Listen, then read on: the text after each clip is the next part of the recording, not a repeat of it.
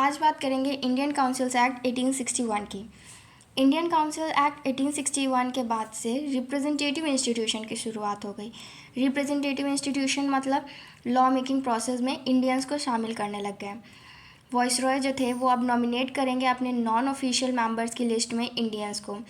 उस समय वॉइसरॉय थे लॉर्ड कैनिंग। उन्होंने अपने नॉन ऑफिशियल मेंबर्स की लिस्ट में 3 इंडियंस को शामिल किया, राजा ऑफ बनारस, महाराजा ऑफ पटियाला और सर दिनकर रॉ को। यहाँ पे क्या इंडियन काउंसिल एक्ट 1861 के बाद डिसेंट्रलाइजेशन की प्रोसेस स्टार्ट हुई। सेंट्रलाइजेशन की प्रोसेस जो कि 1773 में आपकी शुरू हुई थी और 1833 में आके ख़त्म हुई थी, वहीं ये डिसेंट्रलाइजेशन की प्रोसेस जो है वो 1861 में स्टार्ट हुई। डिसेंट्रलाइजेशन का मतलब है कि कुछ पावर्स इंडियंस के हाथ में दे देना। यहाँ पे ब्रिटिशर्स को ये समझ आ रहा था कि अगर कुछ पावर इंडियन के हाथ में देंगे और इंडियंस के ऊपर रूल करना है तो हमें इंडियंस को अपने साथ में लाना होगा।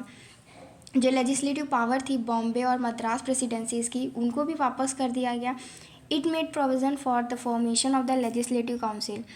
लेजिस्लेटिव काउंसिल जो थी बंगाल की, नॉर्थ वेस्टर्न प्रोविंस की एंड पंजाब की, उनके लिए अपर हाउस बनाया गया। और जो प्रेसिडेंसीज थी बॉम्बे, मद्रास और बंगाल, उनको ज़्यादा पावर दी गई। The viceroy was empowered to issue an ordinance without the consent of the legislative council in case of emergency.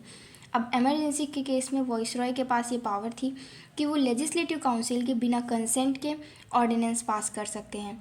और इस एक्ट के बाद से पोर्टफोलियो सिस्टम आया।